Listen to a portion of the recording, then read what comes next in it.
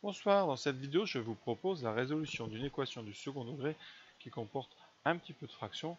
C'est un exercice que j'ai mis dans un petit contrôle, donc c'est vraiment au début de chapitre. Rien de très difficile, mais déjà voir si vous avez les bons réflexes. Alors, je vous laisse essayer et vous verrez un petit peu si vous aviez eu le bon réflexe. Alors tout d'abord, on peut remarquer qu'il s'agit évidemment d'une équation du second degré avec trois coefficients qui sont des fractions. Alors, le réflexe qui peut être utile dans beaucoup de cas, c'est de se débrouiller pour qu'il n'y ait plus de fractions. Ça, c'est le premier réflexe. Donc, on va multiplier par un nombre qui nous arrange pour faire disparaître toutes les fractions. Par exemple, ici, on peut faire déjà par 7. Vous ferez disparaître tous les septièmes. Voilà, ça c'est la première chose. Alors ici, en plus, au numérateur, vous avez un 3 à chaque fois. Donc, on va faire aussi disparaître ce 3. Alors, comment on fait disparaître le 3? Ça va être la première étape. Propose, on va tout simplement diviser par 3. Et quand on divise par 3, on peut diviser deux membres, tous les coefficients vont être divisés par 3 puisqu'on divise chaque terme par 3. Donc ici, il vous restera 1 septième de x au carré plus 1 quatorzième de x moins 1 septième égale 0. Voilà. Et en la deuxième étape, ça va être de multiplier par 7. Par 14, c'est encore mieux, donc je vais faire tout de suite par 14. Si vous faites par 14, ici vous aurez 14 septièmes, donc je vais les écrire, et après je vous montrerai ce que ça donne, plus, vous voyez 14 sur 14x, 14 sur 14 égale 0, 14 sur 7 ici.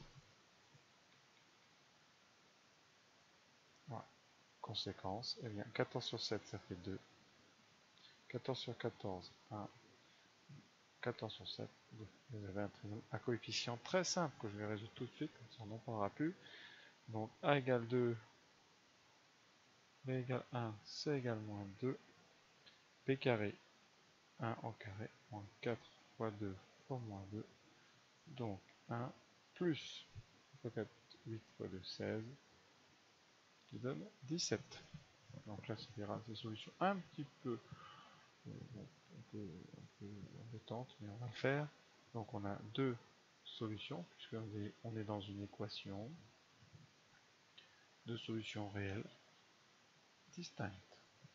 La première x1, c'est moins b, moins 1 moins racine de 17 sur 2a, donc sur 4, attention, égale 2, et x2 qui vaut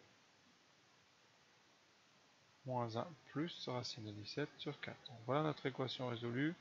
On n'a plus qu'à conclure. S égale x1, x2, et voilà. Alors les autres façons de gérer toutes ces fractions, je ne dis pas que c'est la meilleure, donc je vous propose d'autres. Alors il y a une technique qui consiste à factoriser. Voilà, donc technique que j'aime beaucoup. On factorise. Alors pour factoriser, par exemple, on peut déjà factoriser par 3.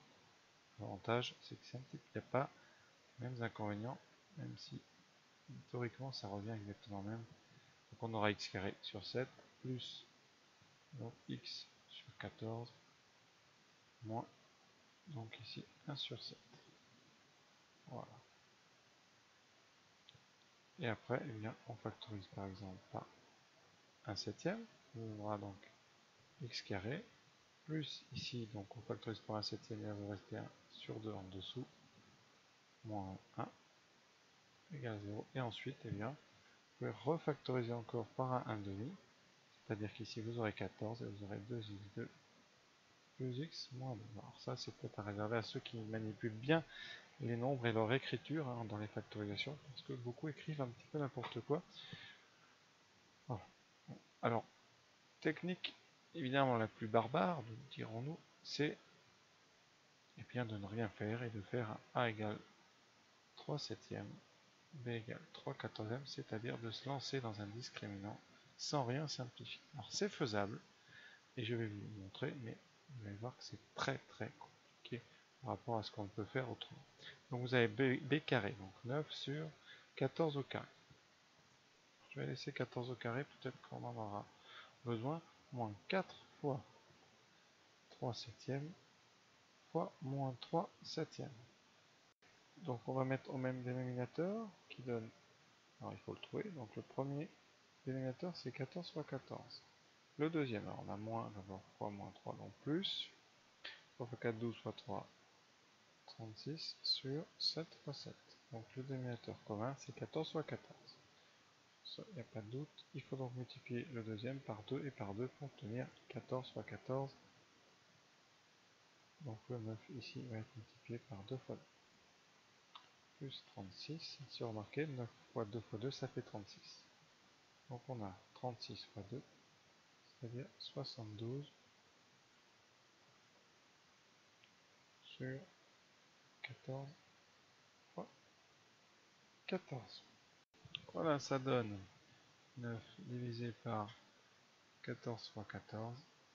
Donc ensuite plus 3 fois 4, 12 fois 3, 36 sur 7 fois 7. Alors le dénominateur commun, eh bien, ça va être 14 fois 14. Donc on multiplie la deuxième fraction eh bien, par 2 et par 2 pour avoir 2 fois le nombre 14 en multiplication. Donc en haut, on fait donc x4.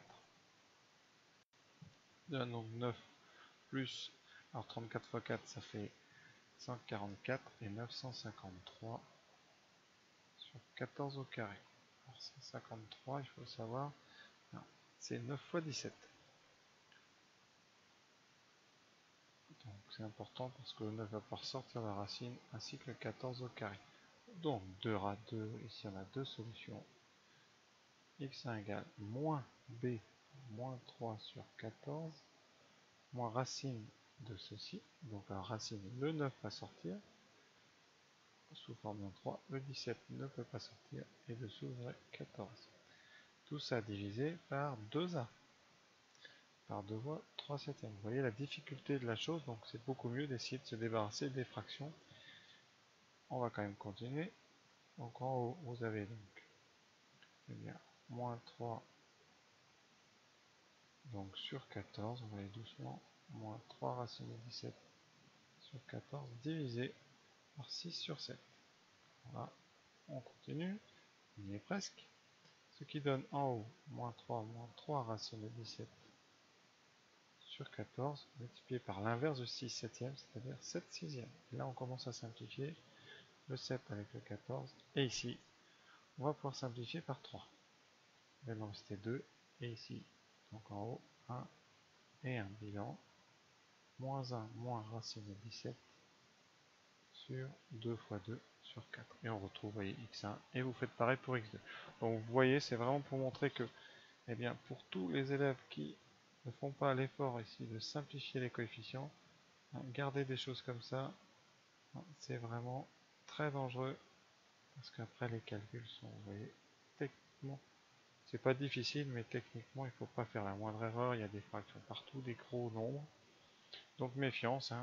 Alors la morale de cet exercice, c'est eh bien, de toujours chercher à factoriser pour se débarrasser premièrement des fractions et deuxièmement des trop gros coefficients quand tous sont multiples du même, comme ici, c'est tellement évident avec ce 3. Voilà. Eh bien l'exercice s'achève. J'espère que vous avez bien saisi l'intérêt de ces choses et puis je vous souhaite une bonne fin de journée.